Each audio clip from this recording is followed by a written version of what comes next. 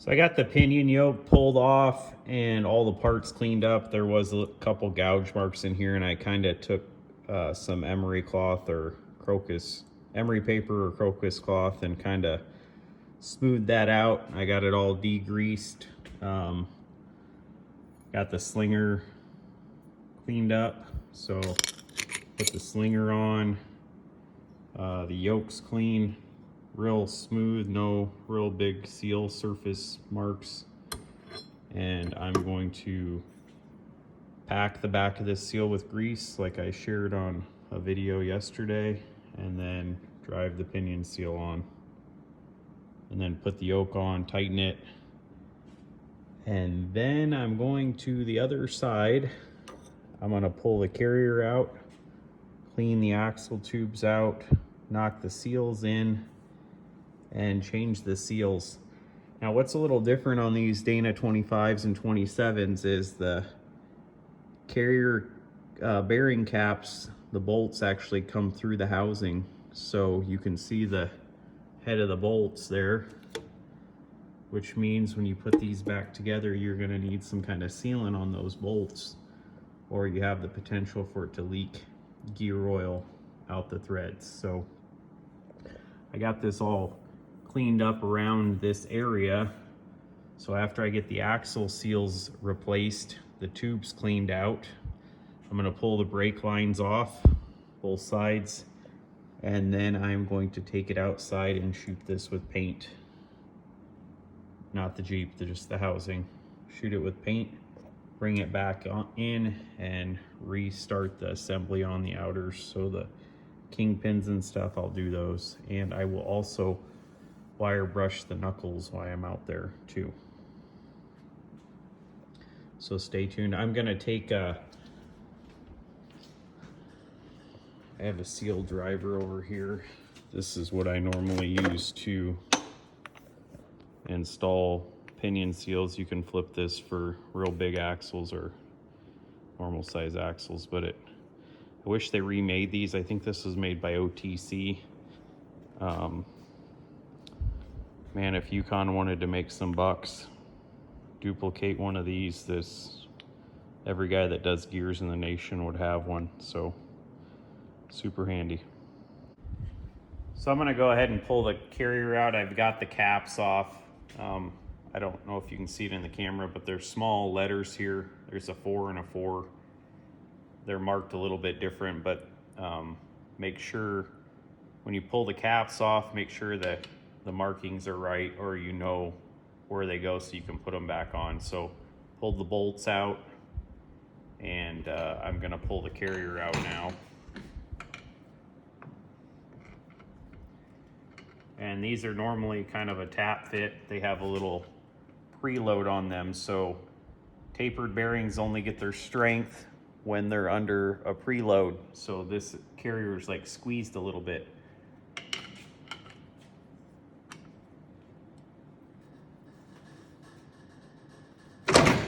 Okay. So, and it's also important to keep these bearings with their matched, the race with the matched bearing. So I'm going to take it out and set it on the bench over here, just like this with the cap. The bearing races on them.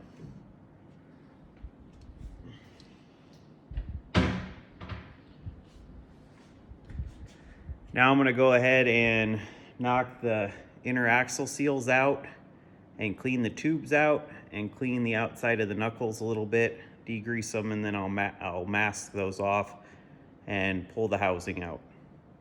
And then I'll take it outside, wire brush it. So I use this long pry bar, and I kind of put it on the side here and pop the seals out. And I just wanted to go over a couple things. So here's the axle seals, and they were shot, just old. And then there behind the axle seal is a axle guide. So it goes in like this, and this is to when you slip the axle shaft in, so the axle shaft comes down the tube, And this guide's supposed to guide the axle shaft into the seal safely without knocking the spring out or ruining the seal. So newer axles, not brand new JLJT stuff, but newer like TJ, JK, CJ even, this guide portion is integrated into the seal. So I'll show you that. I'll dig out a seal and show you guys what a TJ, CJ seal looks like compared to these. So this is just a regular double lip seal. These got a heavy case on them. The cheaper aftermarket ones don't have a big case like this, but National ones are. So I got some National seals going back in this, and I will show a comparison between these and a late model seal.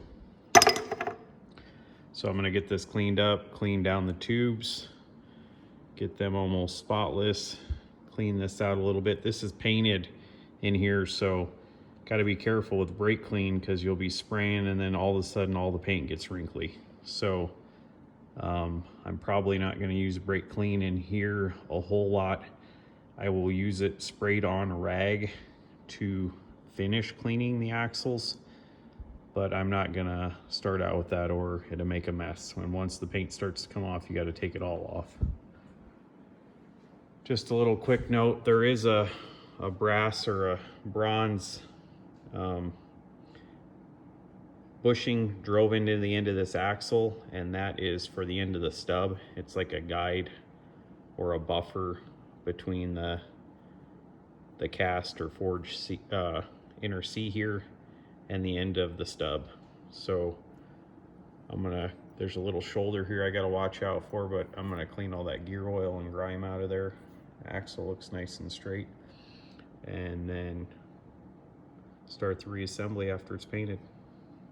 So I wanted to go over a few things on axle seals. So this is Dana 2527 seals here. This is a cheap Crown or Onyx one, just a real flimsy, lightweight seal. These are maybe $5, $2 to $5. Work fine if you don't have any major pits or anything in your axle. This seal would work fine. I would say not OEM original quality though. Then here's a National seal. So this is double walled, so you can see it's a steel case inside a steel case. It's just heavy. I mean, heavy duty. This is OEM quality. These though are about $20 a seal. And then here's a late model like CJ, TJ, JKs use a very similar seal. The early JKs, the later ones use a two-piece seal. But you can see how this has a guide right here. And this is to guide, as you put the axle shaft in, it can hit the edge of this and guide into the seal. Well, the flat fenders, I'm not saying they didn't have the molding technology, they just didn't spend that much time developing it, or I don't know what the need was, but inside the axle tube there's this guide. So this goes in before the seal. So like so, this would go in the axle tube and then the seal gets pressed in. The way I put these seals in is with a Yukon seal installer. So this is a Yukon seal installer, and it works great for these TJ, JK, CJ. This side's Dana 60, some Dana 44s. But it's designed for this. The problem is when you're pressing these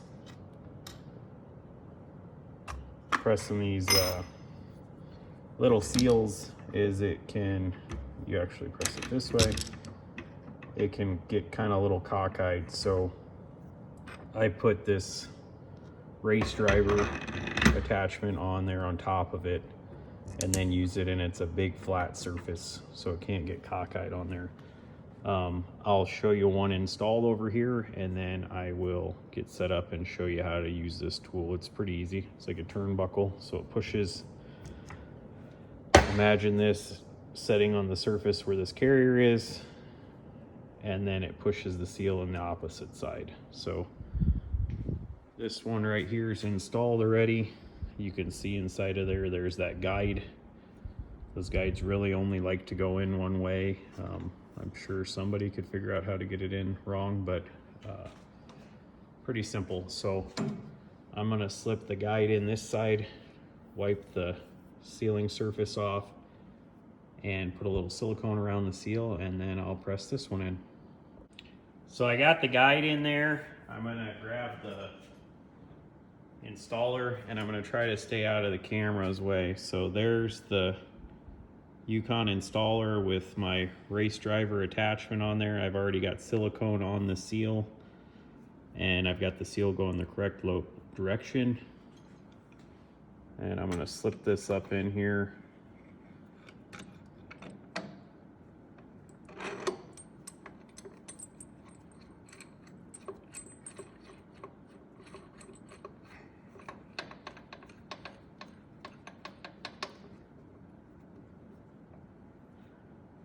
And with using this bigger, like, race driver on here, I'm just gonna push it in until the seal's flush with the face.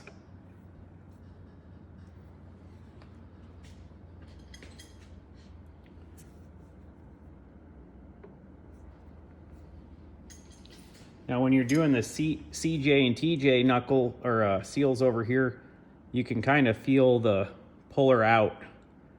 Kind of screw this as you're wiggling it, and it kind of self-centers. So it's going to be a little firm at first.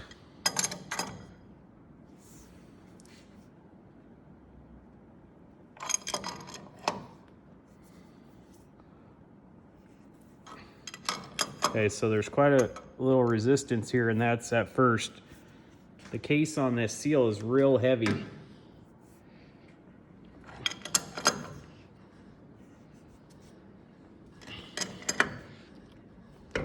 Okay, so now it started to ease up, starting to go in, and I'm just going to do it until it gets firm again.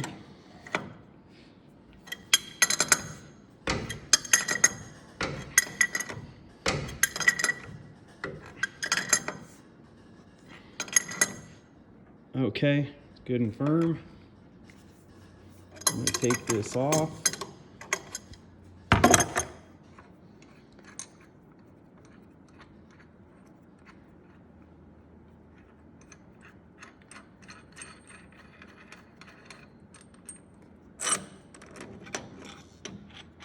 There'll be a little silicone on there.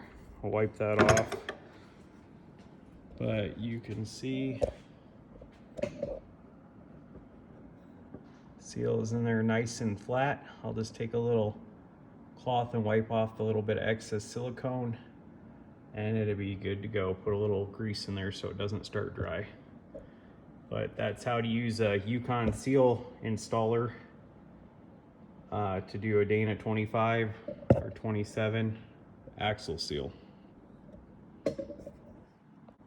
So both diff seals are in, everything's cleaned out. Axle tubes are clean, got the pinion seal in. So the next thing I'm going to do is put the carrier back in, and I have this Yukon shim driver. They work really good for tapping carrier bearings in too. So I'm going to tap this carrier in, put the caps back on it, torque them, and I do need to use sealant on them because these holes go right through the case. You can see there's daylight back there. So I need to use some kind of pipe sealant or silicone or something on those. Otherwise I'll have a leak. And then I'm gonna unbolt it and take it outside and wire brush it and paint it. So I got the front axle housing out, and I'm gonna take it outside, wire brush it, and shoot it with some paint. And I'm sorry to jump around so much on this project, but I was thinking I have a couple engine seals I wanted to do, like the oil pan, timing cover, front and rear main seals, and why I have this front axle out. I'm gonna go ahead and do that because I got all kinds of room for activities in here now. So I'm gonna do that. Start of next week, I'll get the seals going and then get this front back axle back in early next week. Start putting it back together.